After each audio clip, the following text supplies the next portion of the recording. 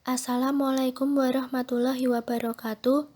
Kami dari kelompok 4 yang beranggotakan Khotin Nasrillah NIM 8, Aulia Faridah NIM 31 akan mempresentasikan mengenai supervisi pendidikan dan pembelajaran. Materi yang akan kami presentasikan yang pertama mengenai definisi supervisi, yang kedua definisi pendidikan, yang ketiga definisi supervisi pendidikan, yang keempat tujuan dari supervisi pendidikan, yang kelima fungsi dari supervisi pendidikan, yang keenam jenis-jenis supervisi pendidikan, yang ketujuh teknik-teknik supervisi pendidikan, dan yang kedelapan yaitu langkah-langkah supervisi pendidikan.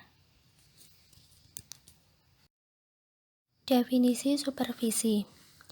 Supervisi secara etimologi berasal dari kata super dan visi yang mengandung arti melihat dan meninjau dari atas atau menilik dan menilai dari atas yang dilakukan oleh pihak atasan terhadap aktivitas, kreativitas, dan kinerja bawahan. Mulyasa 2155. Supervisi adalah bantuan dalam mengembangkan situasi belajar mengajar ke arah yang lebih baik dengan jalan memberikan bimbingan dan pengarahan pada guru dan petugas lainnya untuk meningkatkan kualitas kerja mereka di bidang pengajaran dengan segala aspeknya. Menurut Sahertian 2010-19, supervisi adalah usaha memberikan layanan kepada guru-guru baik secara individu maupun secara berkelompok dalam usaha memperbaiki pengajaran. Kata kunci dari pemberian supervisi pada akhirnya ialah memberikan layanan dan bantuan. Definisi pendidikan. Pendidikan diartikan sebagai proses perubahan sikap dan perilaku seseorang atau kelompok dalam usaha membuat manusia menjadi lebih baik dari sebelumnya melalui upaya pengajaran dan pelatihan, proses, cara, perbuatan mendidik. Dignas 2002.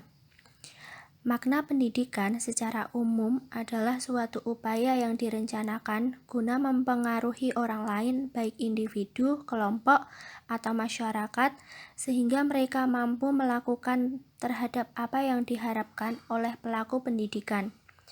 Notoatmojo 2003-16. Definisi supervisi pendidikan. Supervisi pendidikan didefinisikan sebagai proses pemberian layanan bantuan profesional kepada guru untuk meningkatkan kemampuannya dalam melaksanakan tugas-tugas pengelolaan proses pembelajaran secara efektif dan efisien. Bafadal 2004-46. Kemudian terdapat tujuan dari supervisi pendidikan. Tujuan supervisi pendidikan dibedakan menjadi dua. Yang pertama yaitu tujuan umum supervisi pendidikan, yaitu membantu guru agar dapat membantu anak mencapai kedewasaan. Membantu guru dapat menciptakan situasi dan kondisi kelas yang baik bagi murid. Membantu guru agar dapat menciptakan situasi belajar mengajar yang mengarah kepada tercapainya tujuan nasional, yaitu pendidikan nasional menurut Undang-Undang Nomor 20 Tahun 2003 tentang Sistem Pendidikan Nasional, Pasal 3. Yang kedua yaitu tujuan khusus supervisi pendidikan, yakni membantu guru agar lebih mengerti tujuan-tujuan pendidikan di sekolah dalam usaha mencapai tujuan pendidikan itu. Membantu guru agar mereka lebih menyadari dan mengerti kebutuhan dan masalah-masalah yang dihadapi siswanya. Membantu guru mengadakan diagnos secara kritis dan kesulitan-kesulitan mengajar dan belajar murid dan menolong mereka merencanakan perbaikan. Memperbesar kesadaran guru terhadap tata kerja yang demokratis dan kooperatif serta memperbesar kesediaan untuk tolong-menolong. Membantu guru meningkatkan kemampuan penampilannya di muka kelas. Membantu guru dalam menilai kemajuan secara tepat. Membantu guru memanfaatkan sumber-sumber belajar dan pengalaman belajar murid. Selanjutnya, fungsi supervisi pendidikan. Menurut Sutisna, terdapat 4 fungsi, yaitu sebagai penggerak perubahan, sebagai program pelayanan untuk memajukan pengajaran, sebagai keterampilan dalam hubungan manusia, dan sebagai kepemimpinan kooperatif. Sedangkan menurut Pidarta, terdapat dua fungsi. Fungsi utama untuk membantu sekolah yang sekaligus mewakili pemerintah dalam usaha mencapai tujuan pendidikan, yaitu membantu perkembangan individu para siswa. Yang kedua, fungsi tambahan untuk membantu siswa dalam membina guru-guru agar dapat bekerja dengan baik dan dalam mengadakan kontak dengan masyarakat dalam rangka menyesuaikan diri dengan masyarakat serta mempelopori kemajuan masyarakat.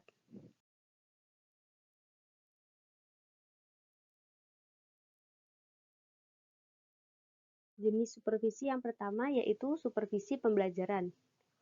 A. Supervisi umum adalah supervisi yang dilakukan terhadap kegiatan-kegiatan atau pekerjaan yang secara tidak langsung berhubungan dengan usaha perbaikan pengajaran, seperti supervisi terhadap kegiatan pengelolaan bangunan dan perlengkapan sekolah atau kantor-kantor pendidikan, supervisi terhadap kegiatan pengelolaan administrasi kantor, dan supervisi pengelolaan keuangan sekolah atau kantor pendidikan. B. Supervisi pengajaran adalah serangkaian kegiatan guna membantu guru dalam mengembangkan kemampuan mengelola proses pembelajaran demi pencapaian tujuan pembelajaran. Secara lebih rinci, supervisi pembelajaran adalah serangkaian bantuan yang berwujud layanan profesional. Layanan profesional tersebut diberikan oleh orang-orang yang lebih ahli, seperti kepala sekolah, pendidik sekolah, pengawas, dan ahli lainnya kepada guru. Yang kedua, supervisi klinis. Supervisi klinis adalah suatu proses bimbingan yang bertujuan untuk membantu pengembangan profesional guru atau calon guru khususnya dalam penampilan mengajar berdasarkan observasi dan analisis data secara teliti dan objektif sebagai pegangan untuk perubahan tingkah laku mengajar tersebut. Supervisi klinis termasuk bagian dari supervisi pengajaran. Dikatakan supervisi klinis karena prosedur pelaksanaannya lebih ditekankan pada mencari sebab-sebab atau kelemahan yang terjadi di dalam proses belajar mengajar, dan kemudian secara langsung diusahakan bagaimana cara memperbaiki kelemahan atau kekurangan tersebut. Yang ketiga, supervisi akademik. Supervisi akademik menurut Asmani hampir sama dengan supervisi pembelajaran. Jika supervisi pembelajaran fokusnya pada proses pembelajaran guru, maka supervisi akademik sifatnya lebih kompleks. Supervisi akademik adalah serangkaian kegiatan membantu guru dalam mengembangkan kemampuan mengelola proses pembelajaran untuk mencapai tujuan pembelajaran. Dengan demikian, esensi supervisi akademik itu sama sekali bukan untuk menilai unjuk kerja guru dalam mengelola proses pembelajaran, melainkan untuk membantu guru dalam mengembangkan kemampuan profesionalnya. Yang selanjutnya, teknik-teknik supervisi pendidikan. Yang pertama, teknik yang bersifat individual. 1. Perkunjungan kelas. 2. Observasi kelas. 3. Saling mengunjungi kelas. Dan yang keempat, menilai diri sendiri. Untuk teknik yang kedua, yaitu teknik yang bersifat kelompok. 1. Pertemuan orientasi bagi guru baru. 2. Panitia penyelenggara. Dan yang ketiga, rapat guru. Langkah-langkah supervisi pendidikan, yaitu ada 5. Yang pertama, melaksanakan pertemuan pendahuluan. Yang kedua, perencanaan oleh guru dan supervisor. Yang ketiga, pelaksanaan pelatihan mengajar dan observasi. Yang keempat, analisis data. Dan yang terakhir, diskusi dan memberikan umpan balik. Berikut ini referensi yang kami gunakan dalam menyusun PowerPoint ini. Sekian presentasi dari kelompok kami. Jika ada saran, masukan atau pertanyaan bisa dituliskan di kolom komentar. Wassalamualaikum warahmatullahi wabarakatuh.